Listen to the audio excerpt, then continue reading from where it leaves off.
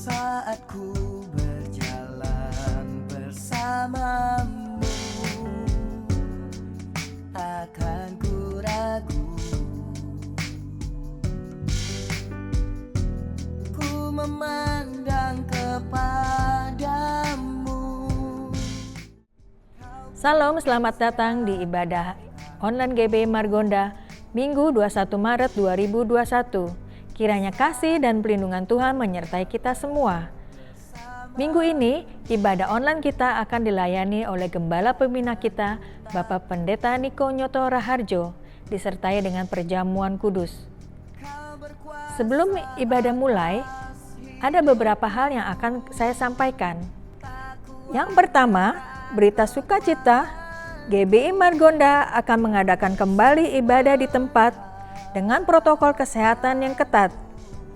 Berhubung kuota dibatasi 65 orang per minggu, maka Bapak Ibu Saudara bisa mendaftar ke call center GBI Margonda dengan nomor 08 12 88 15 1134. Ibadah ini hanya diadakan satu kali jam 10 pagi. Ibadah ini akan ditayangkan juga secara online melalui channel YouTube GBI Margonda. Selanjutnya, mari kita saksikan pengumuman dari Divisi Anak GBI Margonda. Bersamamu, takkan ku ragu. Ku memandang kepadamu, kau pimpin setiap langkahku. Saat ku berjalan bersamamu, takkan ku takut. Kau berkuasa atas hidupku, tak ku andalkan kekuatanku. Kau Yesus pengharapanku. Selanjutnya, GBI Margonda membuka layanan doa bagi Bapak Ibu yang memiliki masalah, pergumulan, sakit penyakit, atau membutuhkan dukungan doa yang lainnya. Bapak Ibu bisa langsung mengirim pesan WhatsApp ke call center GBI Margonda di nomor 0812 8815 1134. Nanti akan ada tim pendoa kami yang akan menghubungi dan mendoakan Bapak Ibu Saudara. Kiranya Tuhan Yesus memberikan jalan yang terbaik bagi Bapak Ibu Saudara. Selanjutnya, bagi Bapak Ibu yang rindu memberikan persembahan, persepuluhan, ucapan syukur, dan janji iman, Bapak Ibu bisa langsung mentransfer ke rekening Bank BCA atas nama GBI Margonda dengan nomor rekening 8691 965252, atau Bapak Ibu bisa scan QRIS yang tertera di layar Bapak Ibu dengan menggunakan aplikasi keuangan digital seperti mobile banking, Oppo, Dana, GoPay, ShopeePay, Link Aja, dan lain-lain. Kiranya Tuhan Yesus memberkati Bapak Ibu Saudara berlimpah-limpah. Demikian beberapa hal yang telah saya sampaikan. Selamat hari Minggu, selamat beribadah. Tuhan Yesus memberkati. Shalom, mari kita mendeklarasikan Pentakosta ketiga supaya kita memahami dan mengalaminya. Pentakosta ketiga adalah pencurahan Roh Kudus yang dahsyat di zaman now, melebihi yang terjadi di Azusa Street. Pentakosta ketiga akan mengakibatkan penuaian jiwa yang terbesar dan yang terakhir sebelum Tuhan Yesus datang kembali. Pentakosta ketiga akan membangkitkan generasi Yeremia, yaitu anak-anak muda yang dipenuhi Roh Kudus, cinta mati-matian kepada Tuhan Yesus, tidak kompromi terhadap dosa, dan akan bergerak untuk memenangkan jiwa. Pentakosta ketiga lahir di Indonesia yang bergerak ke bangsa-bangsa. Gerakan ini dari timur ke barat dan akan kembali ke Yerusalem. Pentakosta ketiga akan memberikan kuasa untuk menyelesaikan amanat agung Tuhan Yesus, dan setelah itu Tuhan Yesus datang kembali. Mari kita membaca Mazmur 91 dan kita imani ayat-ayat ini terjadi dalam kehidupan kita. Orang yang duduk dalam lindungan yang maha tinggi dan bermalam dalam naungan yang maha kuasa akan berkata kepada Tuhan, tempat pelindunganku dan kubu pertahananku, Allahku yang kupercayai. Sungguh, dialah yang akan melepaskan engkau dari jerat penangkap burung, dari penyakit sampar yang busuk. Dengan kepaknya ia akan menudungi engkau, di bawah sayapnya engkau akan berlindung, kesetiaannya ialah perisai dan pagar tembok. Engkau tak usah takut terhadap kedahsyatan malam, terhadap panah yang terbang di waktu siang, terhadap penyakit sampar yang berjalan di dalam gelap, terhadap penyakit menular yang mengamuk di waktu petang. Walau 1.000 orang rebah di sisimu dan 10.000 di sebelah kananmu, tetapi itu tidak akan menimpamu. Engkau hanya menontonnya dengan matamu sendiri dan melihat pembalasan terhadap orang-orang fasik. Sebab Tuhan ialah tempat perlindunganmu, yang maha tinggi telah kau buat tempat perteduhanmu. Malapetaka tidak akan menimpa kamu, dan tulah tidak akan mendekat kepada kemahmu. Sebab malaikat-malaikatnya akan diperintahkannya kepadamu untuk menjaga engkau di segala jalanmu. Mereka akan menatang engkau di atas tangannya, supaya kakimu jangan terantuk kepada batu. Singa dan ular tedung akan kau langkahi, engkau akan menginjak anak singa dan ular naga. Sungguh hatinya melekat kepadaku, maka aku akan meluputkannya, aku akan membentenginya sebab ia mengenal namaku. Bila ia berseru kepadaku, aku akan menjawab, aku akan menyertai dia dalam kesesakan, aku akan meluputkannya dan memuliakannya. Dengan panjang umur akan kukenyangkan dia, dan akan kuperlihatkan kepadanya keselamatan daripadaku. Amin.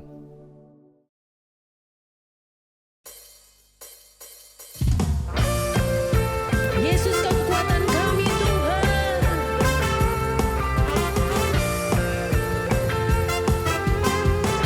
Mari sama-sama katakan, Yesus kau kekuatan di hidupku, takkan gentar langkahku.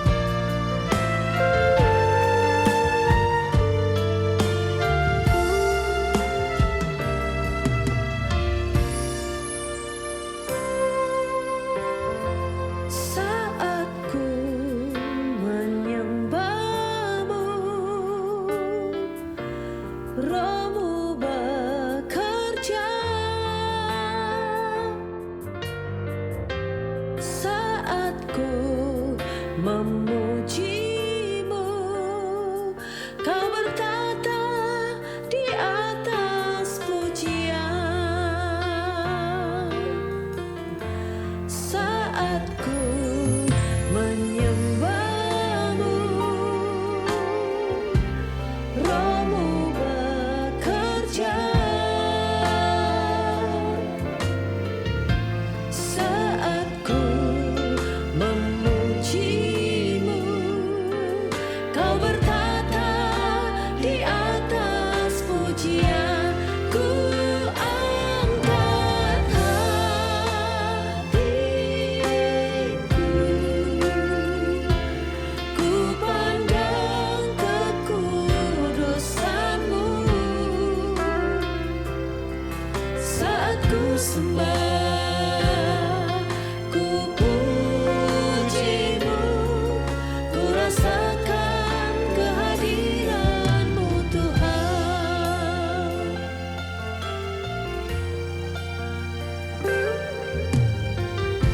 Saat ku menyembahmu, Roh-Mu bekerja. Saat ku memujimu, kau bertata di atas pujian. Ku angkat hatiku, ku pandang kekudusan-Mu.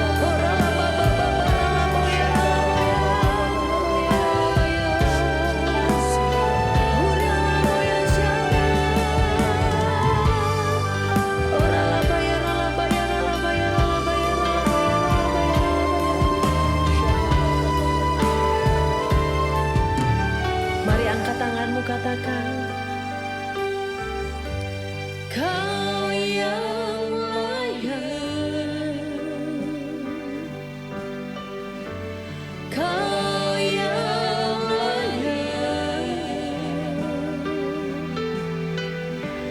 Kau layak disembah di dalam roh dan kebenaran. Kau yang layak, Kau yang layak, Kau layak disembah, ditinggikan untuk selamanya.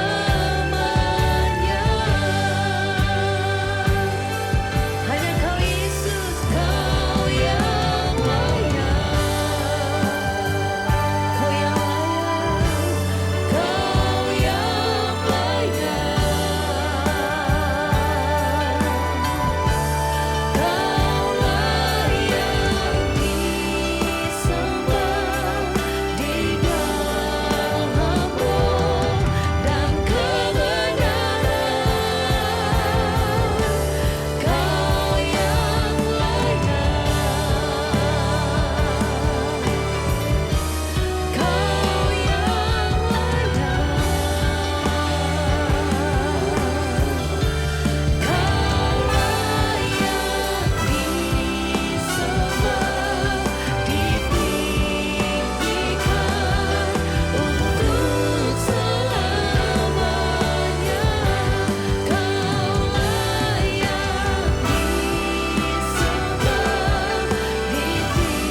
ditinggikan untuk selamanya. Kau layak disembah, ditinggikan untuk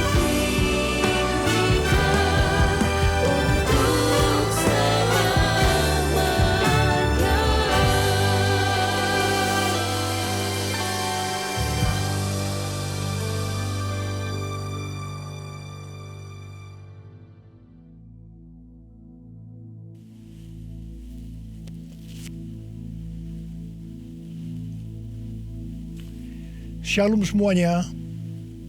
Tahun 2021 adalah tahun integritas, the year of integrity. Menurut Westminster Dictionary of Theological Terms, integritas adalah istilah teologis untuk menunjukkan kemurnian dan kejujuran sebagaimana manusia diciptakan dalam rupa dan gambar Allah. Setelah manusia jatuh ke dalam dosa, maka gambar dan rupa Allah itu menjadi rusak. Pada saat kita menjadi orang percaya melalui proses pengudusan atau sanctification, gambar dan rupa Allah dikembalikan lagi, yaitu kita dijadikan serupa dengan gambar Yesus. Oleh karena itu, kita harus mau diproses oleh Allah. Panutan kita untuk menjadi orang yang berintegritas adalah Tuhan Yesus, sebab dialah the man of integrity. Dalam Matius 22 ayat 16 dituliskan bahwa sekalipun ahli Taurat dan orang Farisi berniat menjerat Tuhan Yesus, ternyata tanpa disadari mereka justru mengakui integritas Tuhan Yesus dengan berkata, "Guru, kami tahu Engkau adalah seorang yang jujur dan dengan jujur mengajar jalan Allah, dan Engkau tidak takut kepada siapapun juga, sebab Engkau tidak mencari muka." Kata seorang yang jujur dalam terjemahan New International Version menggunakan kata man of integrity atau orang yang berintegritas. Seorang yang jujur atau yang berintegritas itu artinya apa yang ada di dalam hatinya, di pikirannya, yang diucapkannya dan yang dilakukannya itu sama, selaras dengan pikiran Tuhan. Seorang yang berintegritas itu karena dia mengasihi dan takut akan Tuhan. Dan Tuhan memberikan berkat kepada orang yang berintegritas. Seperti yang terdapat dalam Mazmur 25 ayat 12-14 yang berkata, "Siapakah orang yang takut akan Tuhan? Kepadanya Tuhan menunjukkan jalan yang harus dipilihnya. Orang itu sendiri akan menetap dalam kebahagiaan dan anak cucunya akan mewarisi bumi. Tuhan bergaul karib dengan orang yang takut akan Dia, dan perjanjiannya diberitahukannya kepada mereka. Haleluya. Seorang yang berintegritas bukan seperti ahli-ahli Taurat dan orang Farisi. Dalam Matius 23 ayat 1 sampai dengan 36, Tuhan Yesus berkata bahwa ahli-ahli Taurat dan orang-orang Farisi telah menduduki kursi Musa. Sebab itu, turutilah dan lakukanlah segala sesuatu yang mereka ajarkan kepadamu. Tetapi janganlah kamu turuti perbuatan-perbuatan mereka, karena mereka mengajarkannya tetapi tidak melakukannya. Tuhan Yesus berkata bahwa ahli Taurat dan orang Farisi adalah orang yang munafik. Di sebelah luar mereka tampaknya benar di mata orang, tetapi di sebelah dalam mereka penuh kemunafikan dan kedurjanaan. Tuhan Yesus berkata kepada ahli Taurat dan orang Farisi, "Hai kamu ular-ular, hai kamu keturunan ular beludak, bagaimanakah mungkin kamu dapat meluputkan diri dari hukuman neraka?" Saya juga akan mengingatkan kepada kita semua, terutama kepada para pengkhotbah, para guru, juga para pengajar. Kalau saudara mengajarkan kebenaran firman Tuhan, dan itu belum saudara lakukan, lebih baik dengan jujur diakui. Tahun 2021 menurut kalender Ibrani adalah tahun 5781, yang disebut juga sebagai tahun P Alef, yang artinya 81. P atau angka 80 menggambarkan sebuah mulut. Tuhan Yesus mengingatkan kita dalam Matius 12 ayat 36 dan 37. "Tetapi aku berkata kepadamu, setiap kata sia-sia yang diucapkan orang harus dipertanggungjawabkannya pada hari penghakiman. Karena menurut ucapanmu engkau akan dibenarkan, dan menurut ucapanmu pula engkau akan dihukum." Salah satu arti dari kata sia-sia adalah berdusta. Kalau kita mengajarkan kebenaran tetapi tidak dilakukan, itu sama saja dengan berdusta. Amsal 6 ayat 16 dan 17 berkata bahwa dusta itu perkara yang dibenci Allah. Amsal 11 ayat 1 berkata, "Neraca serong adalah kekejian bagi Tuhan, tetapi Ia berkenan akan batu timbangan yang tepat." Neraca serong bisa diartikan sebagai berdusta, dan itu merupakan kekejian bagi Tuhan. Dalam Yakobus 2 ayat 17 dikatakan bahwa iman tanpa perbuatan pada hakikatnya adalah mati. Jadi kalau kita percaya kebenaran firman Tuhan, kita perkatakan tetapi tidak dilakukan, pada hakikatnya mati. Dan itu dilakukan oleh orang yang tidak berintegritas. Karena itu, saya mengajak saudara agar kita semua menjadi orang yang berintegritas. Mazmur 15 ayat 1 berkata, "Tuhan, siapakah yang boleh menumpang dalam kemah-Mu? Siapa yang boleh diam di gunung-Mu yang kudus?" Salah satu syaratnya adalah seperti yang terdapat dalam Mazmur 15 ayat 4 bagian B, yang diperuntukkan bagi orang yang berpegang pada sumpah meskipun rugi.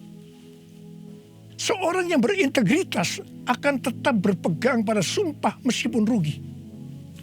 Seorang yang berintegritas biasanya oleh kebanyakan orang dunia dianggap sebagai orang yang bodoh, sok suci, sok jujur, sehingga mengalami banyak kerugian dalam tanda petik. Kebanyakan orang dunia meskipun sudah berjanji atau bersumpah, tetapi kalau mereka menderita kerugian, mereka akan berbalik dan dengan segala macam cara akan mencari jalan supaya tidak merugi. Jadi hati-hati. Jangan sampai saudara terpancing atau tergoda melakukan hal-hal yang seperti itu. Seorang yang berintegritas akan melakukan seperti yang Daud lakukan dalam Mazmur 26 ayat 1-3 yang berkata, "Berilah keadilan kepadaku ya Tuhan, Sebab aku telah hidup dalam ketulusan kepada Tuhan. Aku percaya dengan tidak ragu-ragu. Ujilah aku ya Tuhan, dan cobalah aku. Selidikilah batinku dan hatiku, sebab mataku tertuju kepada kasih setiamu, dan aku hidup dalam kebenaranmu. Daud bukan orang yang sempurna secara moral, tetapi Alkitab mencatat bahwa kehidupannya mencontohkan karakter yang dewasa, tulus dan jujur di hadapan Tuhan. Jadi Daud adalah orang yang berintegritas. Daud berani berkata kepada Tuhan, ujilah aku ya Tuhan, dan cobalah aku. Selidikilah batinku dan hatiku, sebab mataku tertuju pada kasih setiamu, dan aku hidup dalam kebenaranmu. Saya teringat di awal pelayanan saya, Tuhan memberikan kepada saya sebuah lagu tentang ujilah aku. Ujilah aku Tuhan, cobalah aku Tuhan, selidiki batinku dan hatiku, mataku tertuju padamu. Aku cinta padamu Tuhan, aku rindu hadiratmu Tuhan, aku ingin selalu dekat padamu, menikmati kehadiranmu. Menyanyi Hosana bagi Rajaku yang duduk di tahta. Aku muliakan dan ku agungkan, kau layak disembah, kau layak disembah, kau layak disembah.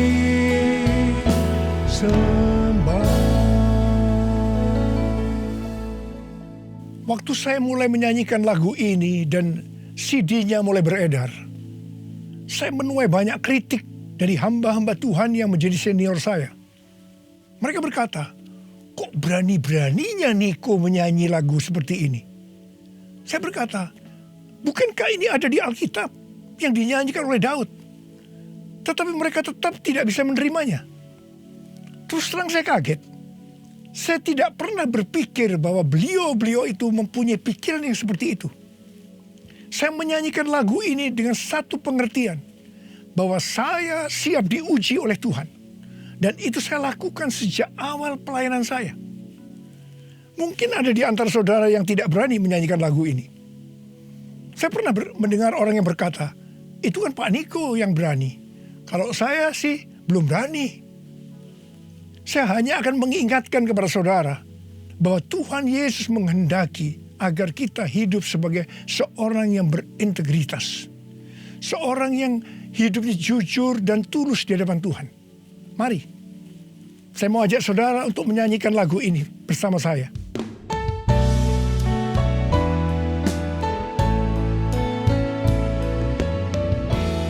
Ujilah aku Tuhan, cobalah aku Tuhan, selidiki batinku dan hatiku, mataku tertuju padamu. Aku cinta padamu Tuhan, aku rindu hadiratmu Tuhan, aku ingin selalu dekat padamu, menikmati kehadiranmu. Menyanyi Hosana bagi Rajaku yang duduk di tahta.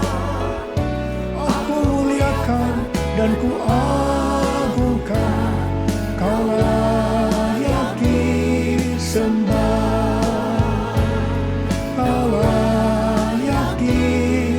sembah, Kau layak disembah.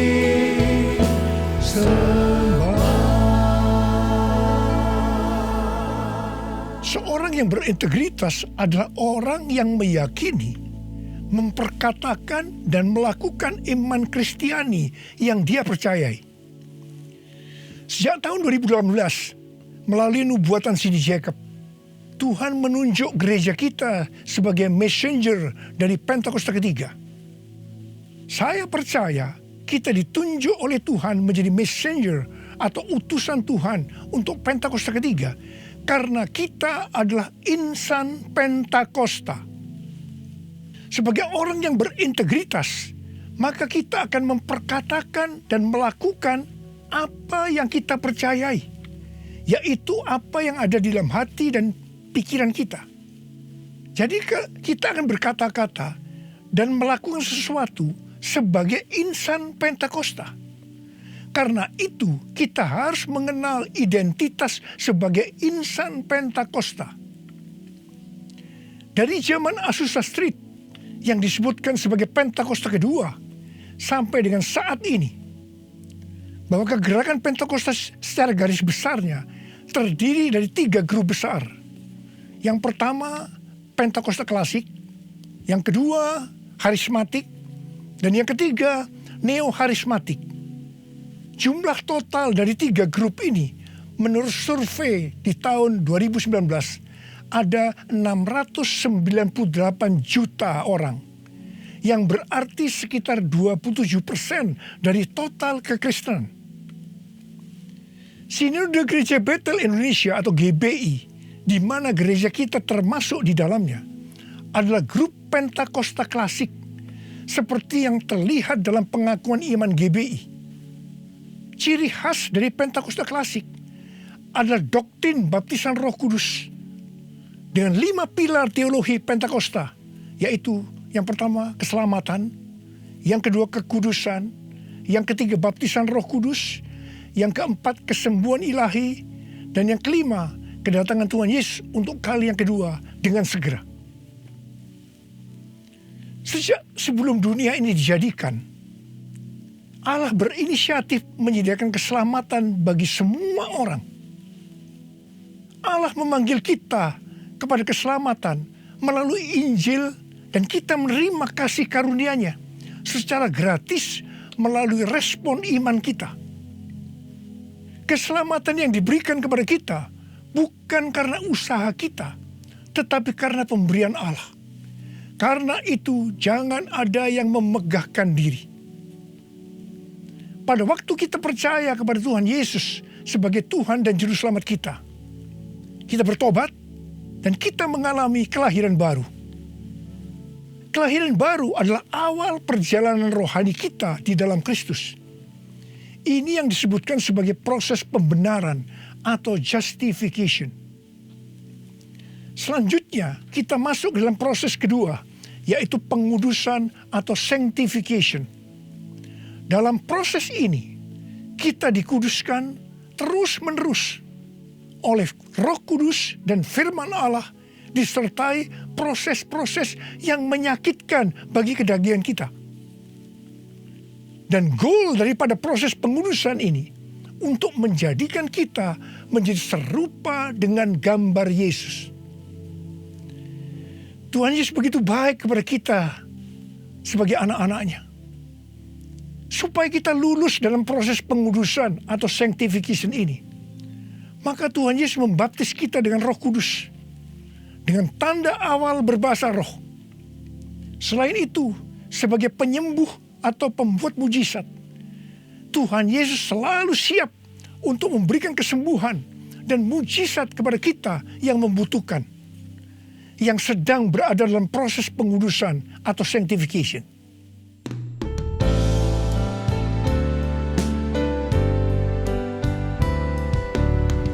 Kaulah Tuhan penyembuhku, Kaulah Tuhan penyembuh. Kau berfirman dan sembuhkanku. Kaulah Tuhan penyembuh. Kaulah Tuhan penyembuhku. Kaulah Tuhan penyembuh. Kau berfirman dan sembuhkanku. Kaulah Tuhan penyembuh. Proses terakhir dari proses keselamatan ini adalah proses glorification atau proses pemuliaan, di mana orang-orang yang menjadi serupa dengan gambar Yesus yang akan ikut dalam pengangkatan pada waktu Tuhan Yesus datang yang kedua kalinya di awan-awan. Kita percaya kedatangan Tuhan Yesus secara tiba-tiba dan dengan segera. Kita diingatkan melalui Filipi 2 ayat 12 dan 13 yang pada prinsipnya berkata, kerjakanlah keselamatanmu dengan takut dan gentar, karena Allah lah yang mengerjakan di dalam kamu, baik kemauan maupun pekerjaan menurut kerelaannya. Baptisan Roh Kudus adalah bagian yang paling penting dari 5 pilar teologi Pentakosta, yang sekaligus menjadi bagian sentral dari seluruh pengajaran insan Pentakosta. Kita percaya bahwa setiap orang percaya yang telah disucikan hatinya dapat mengalami baptisan Roh Kudus dengan tanda awal berbahasa roh. Tujuan dari baptisan Roh Kudus ini adalah agar pengurapan di dalam pelayanan lebih maksimal. Karena baptisan Roh Kudus ini memiliki 2 fungsi, yaitu supaya kita lebih intim dengan Tuhan Yesus dan akan memberikan kuasa untuk menyelesaikan amanat agung.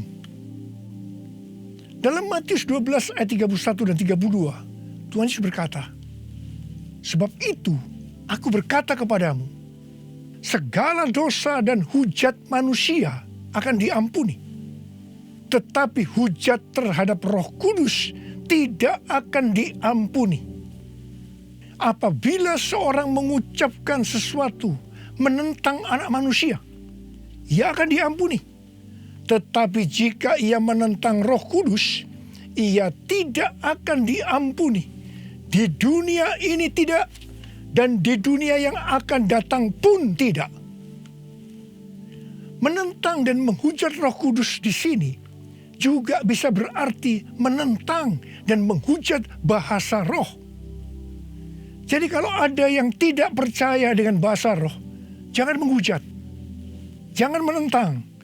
Lebih baik banyak berdoa. Sekarang ada orang yang membuat bahasa roh sebagai bahan lelucon, supaya orang tertawa.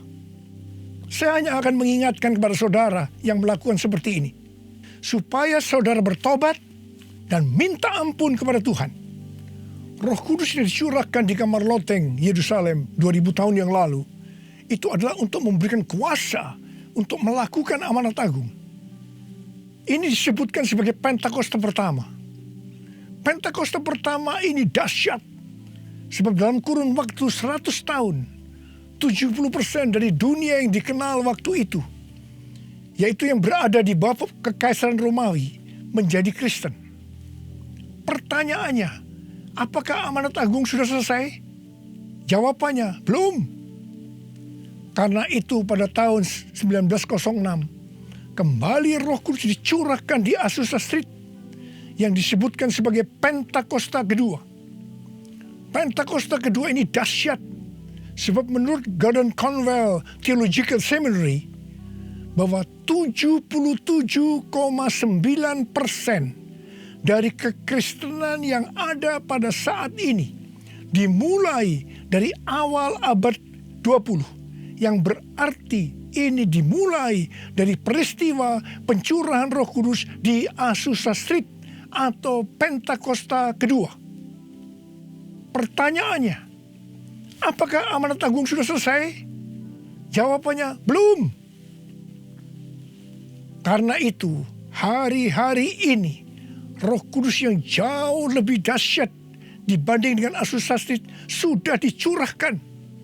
Dan ini yang disebut dengan Pentakosta ketiga. Dan saya percaya dengan Pentakosta ketiga ini, amanat agung akan selesai dan Tuhan Yesus akan datang kembali. Mari, saudara yang rindu dipakai oleh Tuhan untuk menyelesaikan amanat agung, kita sama-sama berkata kepada Tuhan, curahkan Roh Kudus-Mu ya Tuhan, api Pentakosta ketiga, supaya kami menyelesaikan amanat agung Tuhan Yesus. Maranatha, datanglah segera ya Tuhan. Mari, saudara yang rindu dipakai oleh Tuhan untuk menyelesaikan amanat agung, kita sama-sama berkata kepada Tuhan, curahkan Roh Kudus-Mu ya Tuhan, api Pentakosta ketiga, supaya kami menyelesaikan amanat agung Tuhan Yesus. Maranatha, datanglah segera ya Tuhan Yesus. Curahkanlah kuasa-Mu Tuhan, mujizat terjadi di tempat ini. Curahkanlah kuasa-Mu Tuhan, mujizat terjadi sekarang ini. Biarlah ini menjadi doa kita, saudara. Kita nyanyikan sama-sama. Curahkanlah kuasa-Mu Tuhan, mujizat terjadi di tempat ini. Curahkanlah kuasa-Mu Tuhan, mujizat terjadi sekarang ini. Uriala makana bayara la bayara la bala bala bala bala bala bala bala bala bala. Urala bakana bayara la bala bala bala bala bala bala bala bala bala. Curahkan ya Tuhan, curahkan Roh-Mu ya Tuhan, penuhi anak-anak-Mu dengan Roh-Mu, penuhi mereka ya Tuhan, berikan kami kuasa untuk menyelesaikan amanat agung Tuhan Yesus. Terima, terima, terima, terima, terima, terima. Oh, riala bala bala bala bala bala bala. Oh, riala bala bala bala bala bala. Oh, de. Tuhan, Engkau lihat anak-anak-Mu yang sedang mengangkat tangan. Kamu percaya Engkau memelihara mereka, Engkau menjaga mereka dalam masa pandemi COVID-19 ini Tuhan. Bapa, hamba berdoa buat mereka, tidak ada seorang pun yang sakit. Hamba berdoa tidak ada yang berkekurangan, semua dicukupkan, malah berkelimpahan dalam hal yang baik. Oh Rama, terimalah berkat Tuhan, terimalah perlindungan Tuhan, terima perlindungan Tuhan, terima berkat Tuhan. Curahkanlah kuasa-Mu Tuhan, mujizat terjadi di tempat ini. Amin. Curahkanlah kuasa-Mu Tuhan, mujizat terjadi sekarang ini. Mujizat terjadi sekarang ini. Mujizat terjadi sekarang ini. Mujizat terjadi sekarang ini.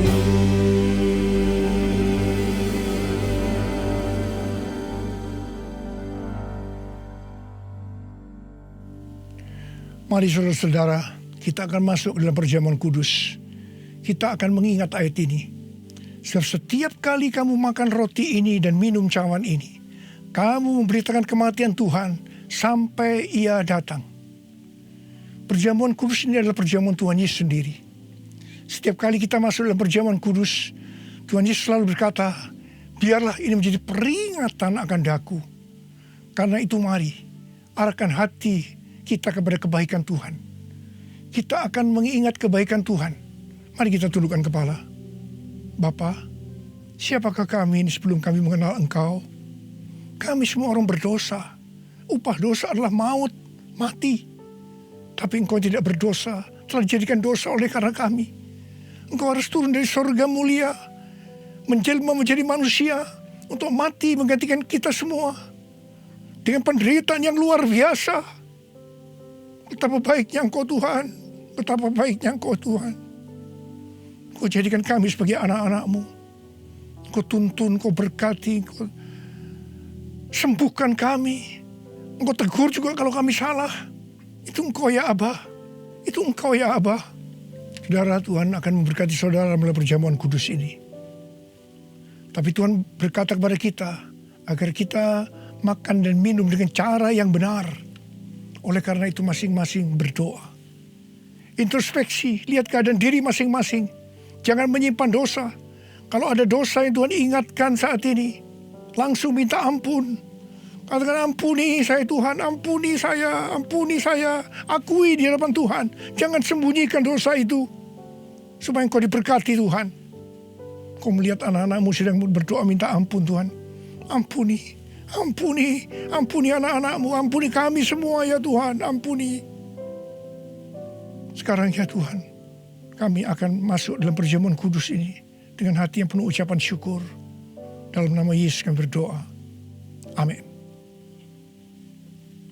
Sekarang saudara, mari kita angkat roti di tangan kanan saudara tinggi-tinggi. Sebab apa yang telah kuteruskan kepadamu telah aku terima dari Tuhan. Yaitu bahwa Tuhan Yesus pada malam waktu ia diserahkan mengambil roti. Dan sesudah itu ia mengucap syukur atasnya. Ia memecah-mecahkannya dan berkata, inilah tubuhku yang diserahkan bagi kamu. Perbuatlah ini menjadi peringatan akan aku. Sudah dikasih Tuhan. Bukankah roti yang kita pecah-pecahkan ini adalah persekutuan kita dengan tubuh Kristus? Mari kita makan dalam nama Yesus.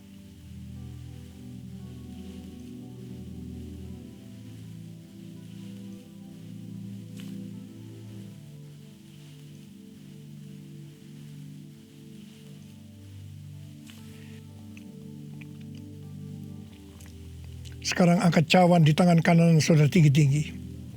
Demikian juga ia mengambil cawan sesudah makan lalu berkata, cawan ini adalah perjanjian baru yang dimeteraikan oleh darahku. Perbuatlah ini setiap kali kamu mau minumnya menjadi peringatan akan aku. Sudah dikasih Tuhan, bukankah cawan pengucapan syukur yang atasnya kita ucapkan syukur adalah persekutuan kita dengan darah Yesus? Mari kita minum dalam nama Yesus.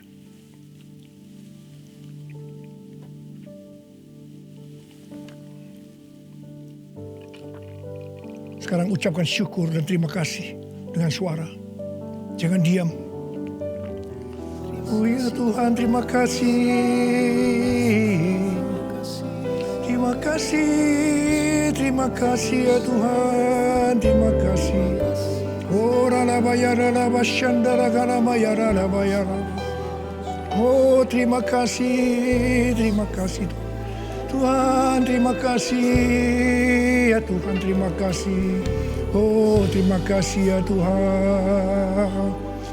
Terima kasih Yesusku, terima kasih Yesusku. Puji syukur hanya bagi Tuhanku. Terima kasih Yesusku, terima kasih Yesusku. Puji syukur hanya bagi Tuhanku. Terima kasih Yesusku, terima kasih Yesusku. Puji syukur hanya bagi Tuhanku. Terima kasih Yesusku, terima kasih Yesusku. Puji syukur hanya bagi Tuhanku. Puji syukur hanya bagi Tuhanku. Puji syukur hanya bagi Tuhanku.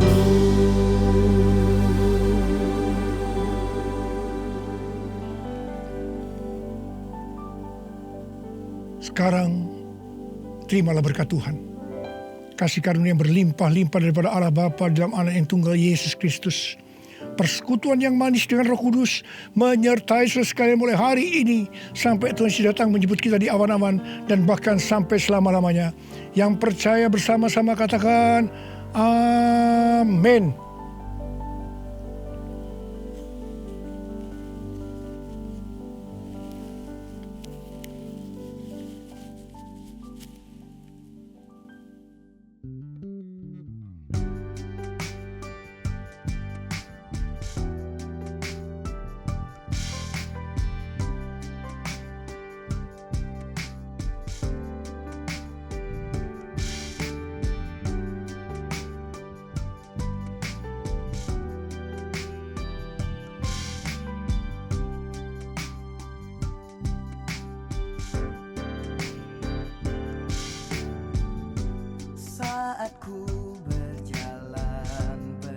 bersamamu, takkan ku ragu. Ku memandang kepadamu,